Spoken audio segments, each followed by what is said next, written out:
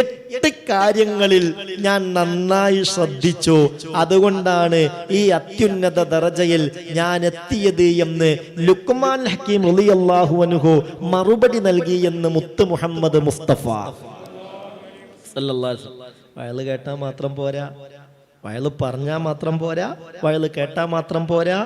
ഈ കാര്യങ്ങൾ മനസ്സുകൊണ്ട് ആലോചിച്ച് ചിന്തിച്ച് നല്ലൊരു തീരുമാനം എടുക്കാൻ നമുക്ക് കഴിയണം. അള്ളാഹു തൗഫീഖ് തരട്ടെ.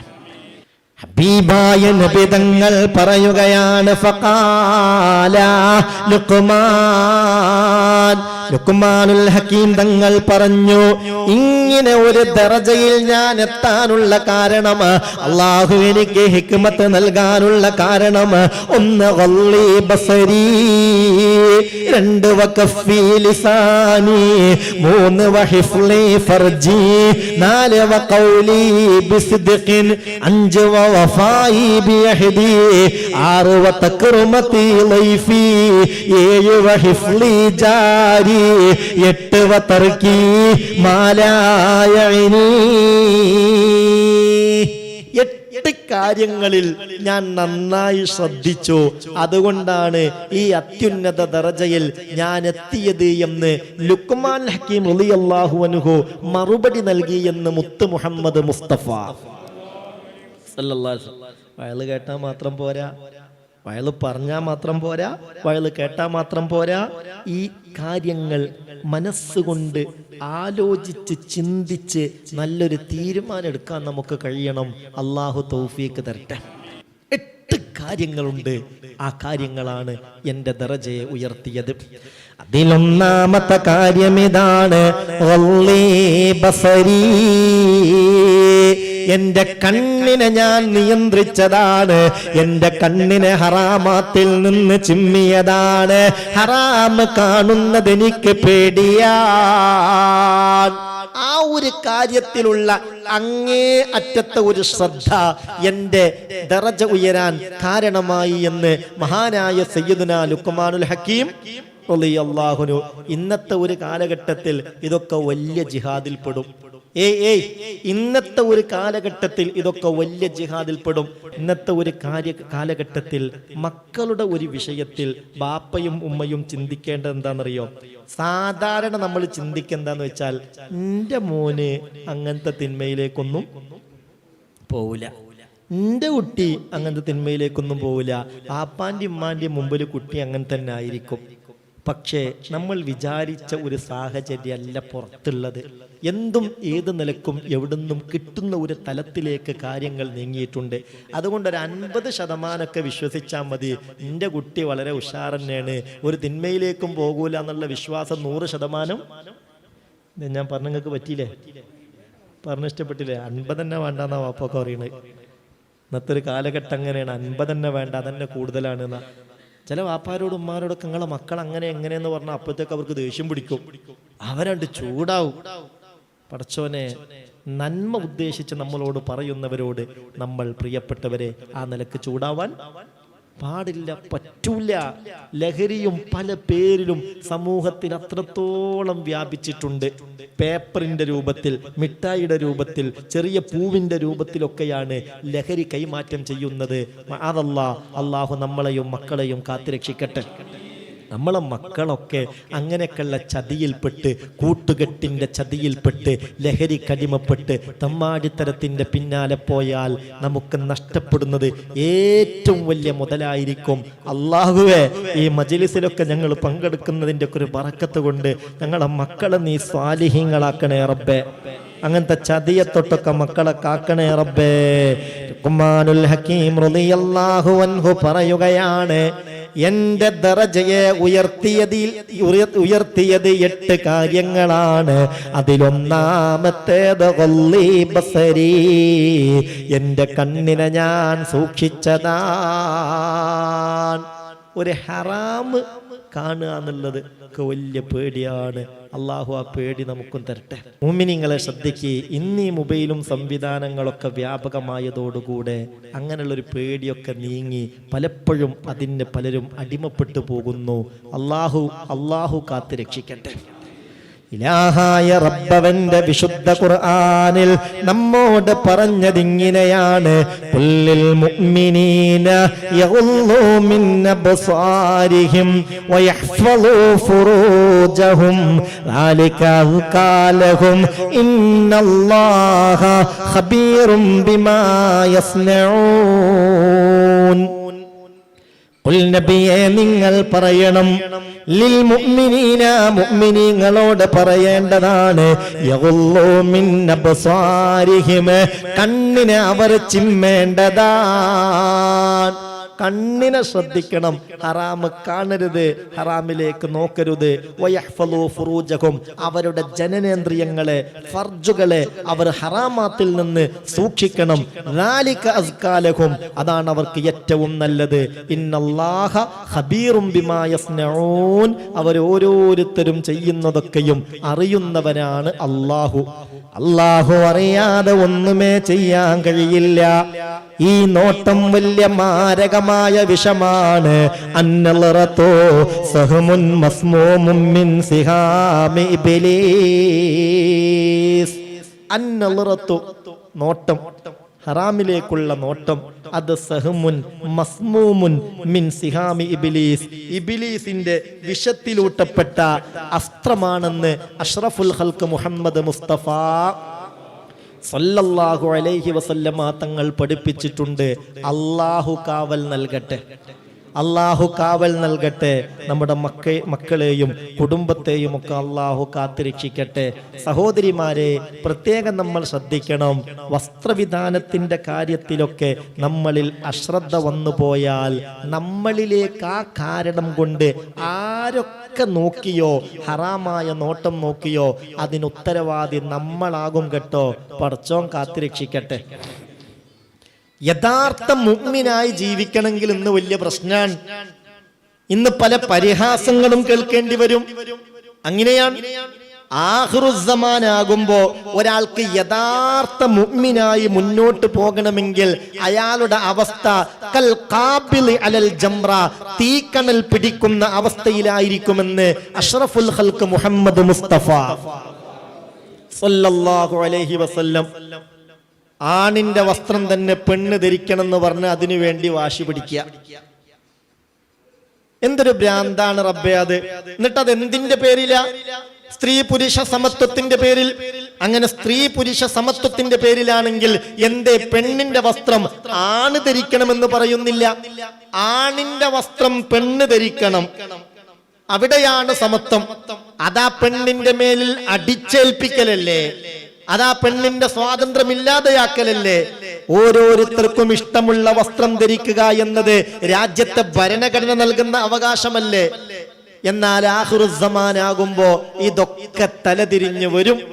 നമ്മൾ ചിന്തിക്കേണ്ടത് നമ്മളുടെ മക്കളുടെ കാര്യത്തിലും നമ്മളുടെ കാര്യത്തിലും ഇസ്ലാം നമ്മളോട് നിഷ്കർഷിക്കുന്ന ചില നിയമങ്ങളും നിബന്ധനകളും പരിധികളും പരിമിതികളൊക്കെ വേഷവിധാനത്തിലുണ്ട്. അത് കളഞ്ഞു കുളിക്കുന്നവരായി നമ്മൾ മാറരുത്. നമ്മളുടെ ഡ്രസ്സ് നമ്മൾ ഉപയോഗിക്കുന്നത് ശരിയായ രീതിയിലല്ലെങ്കിൽ അതിന്റെ പേരിൽ ആരൊക്കെ ഹറാമിന്റെ നോട്ടം നമ്മളിലേക്ക് നോക്കിയോ അതിനവർക്കുള്ള ശിക്ഷയുടെ അതേ ശിക്ഷ ഇത് ധരിച്ചവർക്കുണ്ടാവും, ഇത് ധരിച്ചവർക്കുണ്ടാകും. അള്ളാഹു കാത്തുരക്ഷിക്കട്ടെ. ഇനി പർദ്ദന്നെയാണ് ധരിക്കുന്നതെങ്കിലും പെണ്ണിനെ സംബന്ധിച്ചിടത്തോളം ടൈറ്റ് ഫിറ്റായ പർദ്ദ ധരിക്കാൻ പാടില്ല എന്നാണ് നിയമം. അവളുടെ ശരീരത്തിന്റെ ആ കൃത്യമായ വലിപ്പവും ആകൃതിയും കൃത്യമായി ബോധ്യപ്പെടുത്തുന്ന രൂപത്തിൽ ടൈറ്റുള്ള പർദ്ദയാണെങ്കിൽ പോലും ധരിച്ചു നടക്കുന്നത് ഹറാമാണെന്നാണ് ശറഈന്റെ നിയമം. അങ്ങനെ ഒരു താല്പര്യത്തോടുകൂടെ അവളിലേക്ക് ഒരാൾ നോക്കിയാൽ ആ നോട്ടക്കാരനുള്ള കുറ്റത്തിന്റെ അതേ കുറ്റം ഇത് ധരിച്ചവർക്കുണ്ടാകും. അള്ളാഹു കാത്തുരക്ഷിക്കട്ടെ. അതുപോലെ ഒരിക്കലും പെണ്ണ് പുരുഷന്റെ വസ്ത്രം ധരിക്കാൻ ആഗ്രഹിക്കരുത്. ഇന്നിപ്പോ ജീൻസ് ഒക്കെ ഇട്ട് നടക്കുന്ന മുസ്ലിം സഹോദരിമാർ എത്രയാണ്? ജീൻസ് പാന്റും ആണുങ്ങളെ പോലെയുള്ള ഷർട്ടും ധരിച്ച് നടക്കുന്ന എത്രയെത്ര മുസ്ലിം പെണ്ണുങ്ങളുണ്ട്. നമ്മളിപ്പോ ഈ ഖുർആൻ ക്ലാസ്സിനൊക്കെ ഇങ്ങനെ വരുമ്പോ ഈ കാണുന്ന കാഴ്ചയാകൂല. ഒരു കല്യാണ വീട്ടിൽ പോയാൽ ആണോ? ക്ലാസ്സിന് വരുന്ന പോലെ തന്നെ പലരും മാറുന്നുണ്ട്. ക്ലാസ്സിന് വരുമ്പോൾ നല്ല അടിപൊളി പർദ്ദയൊക്കെ തന്നെയാണ്, കുഴപ്പമൊന്നുമില്ല. ഇവര് തന്നെ ചിലപ്പോൾ സാഹചര്യത്തിന്റെ തേട്ടം കേട്ട് ഇനിയിപ്പോ നമ്മളവിടെ പർദ്ദട്ട് പോയാൽ എന്താ വിചാരിക്കാന്ന് വിചാരിച്ചിട്ട് ഒരു മാറ്റം വസ്ത്രത്തിൽ, അള്ളാഹുവേ പടച്ചോൻ കാത്തുരക്ഷിക്കട്ടെ. അങ്ങനെ സാഹചര്യത്തിനനുസരിച്ച് ഒപ്പിക്കേണ്ടവനൊന്നുമല്ല മുഅ്മിൻ. മുഅ്മിൻ അവന്റെ ഈമാന്റെ പവറും അടയാളവും എവിടെയും കാണിക്കണം. ഒരിക്കലും നമ്മുടെ പെൺമക്കൾക്കൊക്കെ അവരിന് 10 വയസ്സല്ലേ ഉള്ളൂ, 8 വയസ്സല്ലേ ഉള്ളൂ, 9 വയസ്സല്ലേ ഉള്ളൂ, 12 വയസ്സായിട്ടല്ലേ ഉള്ളൂ, അവരിൽ ഉണ്ടാക്കുന്ന ശീലങ്ങളാണ് പിന്നീട് അവരിൽ കാണുന്നത്, പ്രകടമാകുന്നത്. അതുകൊണ്ട് അവർക്ക് ഒരിക്കലും പെൺമക്കൾക്ക് ആണുങ്ങൾ ധരിക്കുന്നത് പോലുള്ള ജീൻസിന്റെ പാന്റും ഷർട്ടും വാങ്ങിക്കൊടുക്കാൻ പാടില്ല. മുഅ്മിനെ ശ്രദ്ധിക്കണം. ഹബീബായ നബി തങ്ങൾ പറഞ്ഞതെന്താ? ലഅന റസൂലുള്ളാഹി അൽ മുതശബ്ബിഹീന മിനർ റിജാൽ. പെണ്ണുങ്ങൾ ആണുങ്ങളോട് വസ്ത്രത്തിന്റെ കാര്യത്തിൽ സാദൃശ്യമാവുക, ആണ് ധരിക്കുന്ന വസ്ത്രം പോലെ ധരിച്ച് പെണ്ണ് വസ്ത്രം ധരിച്ച് നടക്കുക, അങ്ങനെയുള്ള പെണ്ണുങ്ങളെ അല്ലാഹുവിന്റെ റസൂല് ശപിച്ചിരിക്കുന്നു. വൽ മുതശബ്ബിഹാത്തി മിനൻ നിസാഇ ബിർരിജാൽ. ആണ് പെണ്ണിന്റെ വസ്ത്രം ധരിക്കുക, ആണ് പെണ്ണിന്റെ വസ്ത്രം ധരിക്കുക, പെണ്ണ് ആണിന്റെ വസ്ത്രം ധരിക്കുക. ഓരോരുത്തർക്കും നാട്ടിലുള്ള രീതി അനുസരിച്ച് ധരിക്കേണ്ട ഒരു വസ്ത്രമുണ്ട്. ആ വസ്ത്രം മറികടന്ന് ഇങ്ങനെയൊക്കെ ഫാഷന്റെ പിന്നാലെ പോകുന്നവരെ അള്ളാഹു ശപിച്ചിട്ടുണ്ടെന്ന് അഷ്റഫുൽ ഖൽഖ് മുഹമ്മദ് മുസ്തഫ സല്ലല്ലാഹു അലൈഹി വസല്ലം.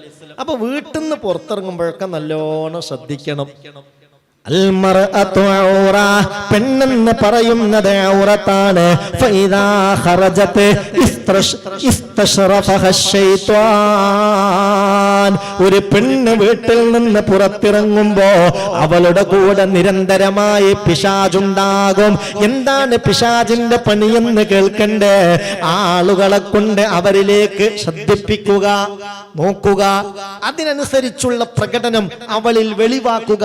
ഇതിനു വേണ്ടി പിശാച് കൂടെയുണ്ടാകുമെന്ന് ഹബീബായ മുത്ത് മുഹമ്മദ് മുസ്തഫ സല്ലല്ലാഹു അലൈഹി വസല്ലം. ശ്രദ്ധിക്കണം. എന്ത് പറഞ്ഞാലും സോഷ്യൽ മീഡിയയിലിട്ട് അലക്കുന്നൊരു കാലഘട്ടമാണ്. ഇസ്ലാമിന്റെ നിയമങ്ങളും നിബന്ധനകളൊന്നും പറയാൻ പറ്റൂല. അപ്പോഴത്തേക്ക് പലർക്കും ചൊറി തുടങ്ങും. അതിന്റെ പേരിൽ പലതരത്തിലുള്ള അസഭ്യവർഷം നടത്തുന്നു.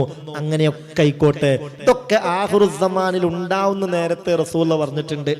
അതുണ്ടാവുന്ന കരുതി ഇത് പറയാതിരിക്കാൻ പറ്റുമോ? ആളുകൾ പരിഹസിക്കുന്ന കരുതി നമ്മളെ വേഷവിധാനത്തിൽ മാറ്റം വരുത്താൻ പറ്റുമോ? മുസ്ലിം എവിടെയും മുസ്ലിം ആവണം. ഒരു അഡ്ജസ്റ്റ്മെന്റിന്റെ മുസ്ലിമായി നമ്മൾ പറയുന്ന പറ്റുന്നില്ലേ പഠിച്ചോനെ? ഒരു അഡ്ജസ്റ്റ്മെന്റിന്റെ മുസ്ലിമായി നമ്മൾ മാറരുത്.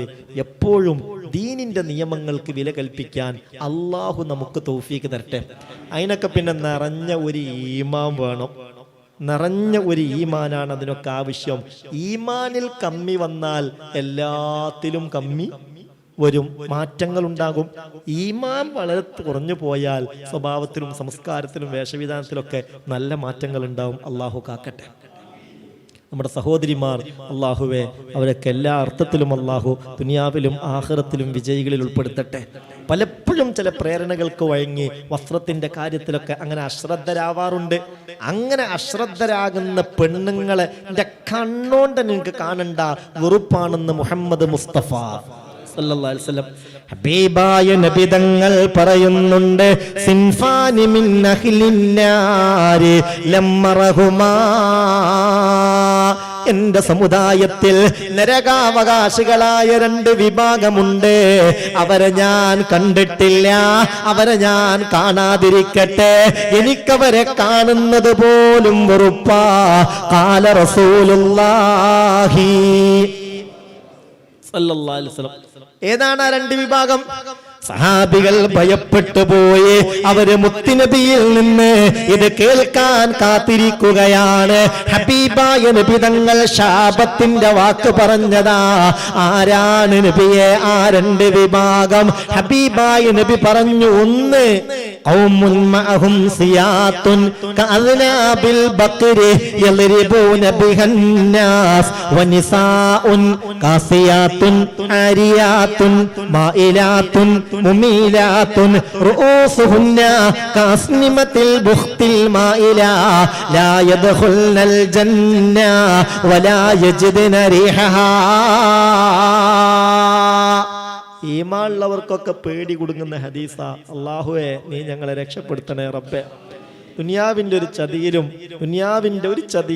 ദുനിയാവിന്റെ ഒരു വ്യാമോഹത്തിലും ഞങ്ങൾ പെടുത്തരുതേ റബ്ബേ. രണ്ട് വിഭാഗം അവരെ കാണണ്ട, അവരോട് ഉറപ്പ, അവര് നരകക്കാരാ. ഒന്ന് ഖൗമുൻ, ഒരു വിഭാഗമാണ്, മഅഹും സിയാത്തുൻ കഅദ്നാബിൽ ബഖരി യൽരിബൂന ബിഹന്നാസ്. അതിൽ ഒരു വിഭാഗം പശുവിന്റെ വാല് പോലെയുള്ള ചില വടികൾ അവരുടെ കയ്യിലുണ്ട്, ചാട്ടവാറുണ്ട്. അതുകൊണ്ട് ജനങ്ങളെ ആക്രമിക്കുന്നു, അടിക്കുന്നു.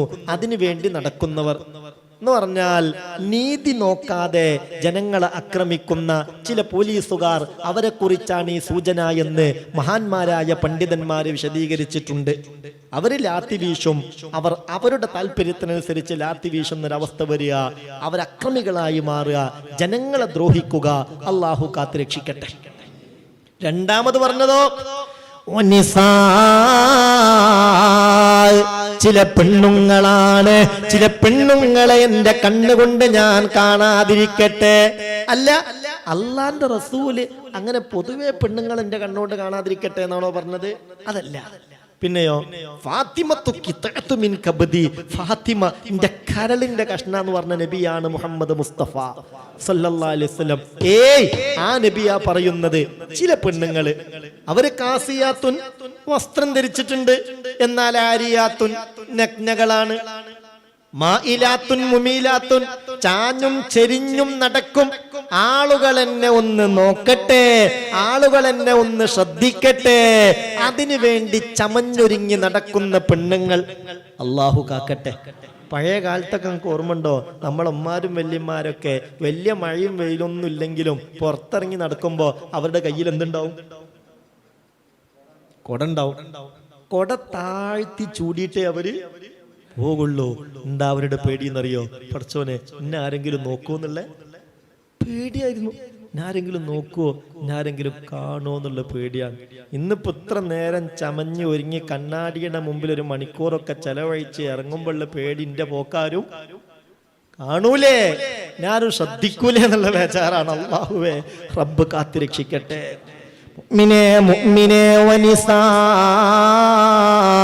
ചില പെണ്ണുങ്ങളാണ് കാസിയാത്തുൻ, അവരെ വസ്ത്രം ധരിച്ചവരാണ്. പക്ഷേ ആരിയാത്തുൻ, വസ്ത്രം ധരിച്ചിട്ടുണ്ടെങ്കിലും അവർ നഗ്നകളെ പോലെയാണ്. അത്രയും കൃത്യമായി ഒന്നിരിക്കെ ടൈറ്റ് ഫിറ്റ് ധരിക്കുക, അല്ലെങ്കിൽ ലോലമായ വസ്ത്രം ധരിക്കുക, ശരീരത്തിന്റെ വടിവും വലിപ്പവും ആകൃതിയും രൂപവും കൃത്യമായി ബോധ്യപ്പെടുന്ന രൂപത്തിലുള്ള വസ്ത്രം ധരിക്കുക. ഇങ്ങനെയുള്ള പെണ്ണുങ്ങൾ അവര് മായിലാത്തുൻ മുമീലാത്തുൻ, ചാഞ്ഞും ചെരിഞ്ഞും ആകർഷിപ്പിച്ചും നടക്കുന്നവരാണ്.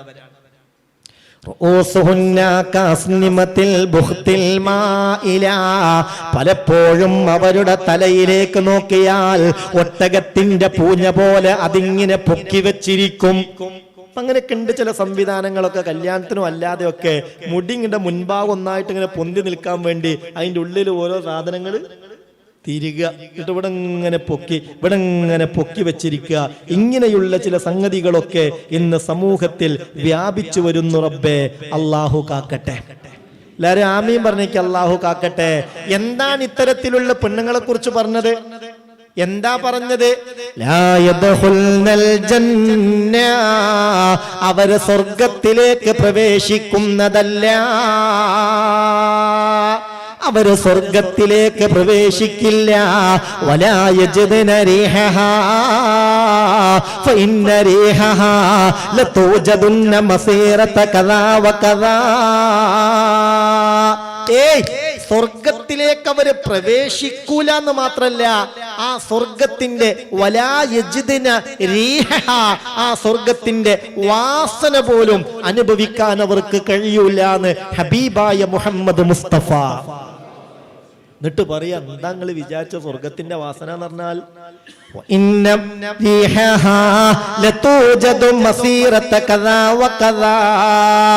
ഇന്നാലിന്ന ദൂരം. ഒരു ഹദീസിൽ പറയുന്നുണ്ട് 500 കൊല്ലത്തെ വഴി ദൂരത്തേക്ക് അടിച്ചു വീശും സ്വർഗത്തിന്റെ പരിമളം.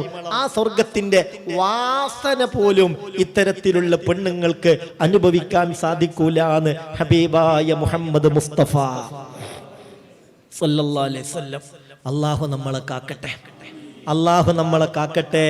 മഹാനായ സയ്യിദുനാ ലുഖ്മാനുൽ ഹകീം റളിയല്ലാഹു അൻഹു പറയുകയാണ്, എന്റെ ദറജ ഉയർത്തിയ കാര്യം, അല്ലാഹു എനിക്ക് ഹിക്മത്ത് നൽകാനുണ്ടായ കാരണം 8 കാരണമാണ്.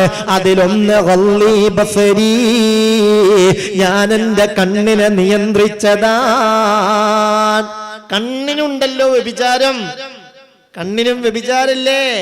അല്ലൈനാനി സിനാഹുമൻ നളറു, 2 കണ്ണുമില്ലേ അതിന്റെ വ്യഭിചാരം ഹറാമിലേക്ക് നോക്കലാണ്.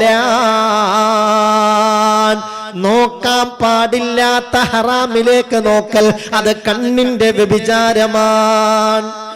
അല്ലാഹു കാക്കട്ടെ, അല്ലാഹു കാക്കട്ടെ. അല്ലാഹു ഈമാൻ സലാമത്തായി ജീവിച്ച് മരിക്കാൻ നമുക്ക് തൗഫീക്ക് നൽകട്ടെ. പ്രിയപ്പെട്ട മുഅ്മിനീങ്ങളെ, ഇന്നത്തെ സാഹചര്യത്തിൽ ഇതൊക്കെ ഗൗരവമായി നമ്മൾ ശ്രദ്ധിക്കേണ്ടതാണ്. ഇതിനടിമപ്പെട്ടു പോകരുത്. ഇപ്പൊ കഴിഞ്ഞ ഒരു 2-3 ക്ലാസ്സിനിടയിൽ, കഴിഞ്ഞ ബുധനാഴ്ചത്തെ ക്ലാസ്സിന് ഒരു സഹോദരി ദ്വാരക്കാൻ പറയാൻ വേണ്ടി വന്നിട്ട് പറഞ്ഞു, ഉസ്താദേ, എൻ്റെ ഭർത്താവിന് 65 വയസ്സ് കഴിഞ്ഞു. ആ മനുഷ്യൻ 24 മണിക്കൂർ എന്ന് പറയും പോലെ മൊബൈൽ മേലാണ്, എല്ലാ തോന്നിയാസും കാണും. അത് വേണ്ടാന്ന് പറയുമ്പോഴത്തേക്ക് ശുണ്ടി കയറും, ദേഷ്യം പിടിക്കും, ചിലപ്പോൾ നിസ്കാരമൊക്കെ കള്ളായി പോവും. ഇങ്ങനെ ഒരു മനുഷ്യൻ ഇതിനടിമപ്പെട്ടത് എൻ്റെ അറിവിൽ വേറല്ല, ദുആ ചെയ്യണേ എന്ന് പറഞ്ഞ് ഏൽപ്പിച്ചിട്ടുണ്ട്. അള്ളാഹു നല്ല ബുദ്ധി കൊടുക്കട്ടെ. 65 വയസ്സൊക്കെ ആയി, എന്നാലും എന്തൊക്കെ ഉണ്ടോ എല്ലാം കാണുന്ന തലത്തിലേക്ക് മനുഷ്യൻ മാറുക എന്ന് പറഞ്ഞാൽ എന്താണ് അതിൻ്റെയൊക്കെ ഒരു പ്രത്യാഘാതം. കണ്ണുകൊണ്ട് അള്ളാനെ കാണണ്ടേ?